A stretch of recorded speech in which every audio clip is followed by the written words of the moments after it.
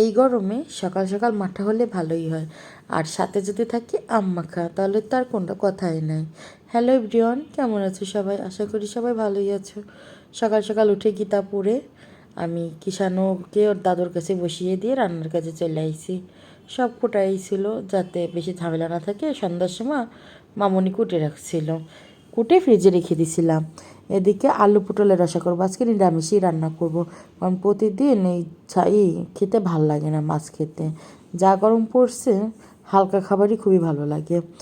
সব কিছুতে একটা ঝোল করব হালকা করে, আর এদিকে মুগের ডাল করব। কালো জিরা সোমবার দিয়ে ঝোলটা বসিয়ে দিব।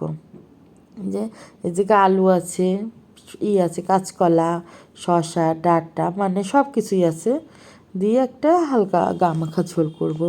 হলুদ লবণ দিয়ে মানে কষিয়ে নিব, ভাত হালকা কষিয়ে তারপর জল দিয়ে দিব। আর কিষাণুকে তো খাওয়াইছি, কিষাণুকে খাওয়ানো খুবই একটা যুদ্ধের কাজ, অনেক কষ্ট করে ওকে খাওয়াতে হয়। আর ঢেকে দিব এবার যাতে ভালো করে কষে যায়। আর ডালটাও নামিয়ে নিছি, সোমবার করে নিব জিরে আর তেজপাতা দিয়ে। জিরে আর তেজপাতা দিয়েই দিব, আর কিছুই দিব না, এই দিয়ে সোমবার করে নিব। সোমবার করে ডাল একটু জাল করে নিব। আর এদিকে তরকারিটাও হয়ে গেছে কষানো, জল দিয়ে দিব। এই গরমে এই হালকা খাবারই খুবই ভালো লাগে, কোনো বাটনা নাই। এদিক দিয়ে আলু আর পটল ভেজে নিচ্ছি, ভেজে আবার বাটনা ছিল না, জিরা বাটা শেষ হয়ে গেছিলো, একটু বেটেও নিয়ে এসেছি, দেখানো হয় নাই। আর পটল আর আলু ভেজে নিচ্ছি, কারণ কিষাণুর হলে বেগুন হলে খুব ভালো হয়। সরি, পটল আর আলু না, বেগুন, বেগুন ভাজা হলে কয়টা ভাত খেতে পারে। আর এদিকে বাপি কালকে মাঠা আনছিল, মাঠা ফ্রিজে রেখে দিয়েছিলাম, রাত্রে আনছি তো সকালে খাচ্ছি।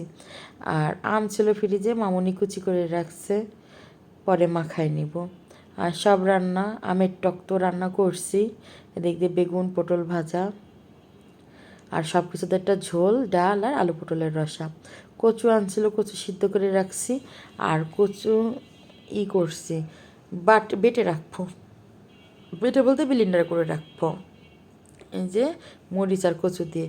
ভিডিওর কথা ভালো লাগলে লাইক কমেন্ট শেয়ার করে দেবেন। ভালো থাকবেন।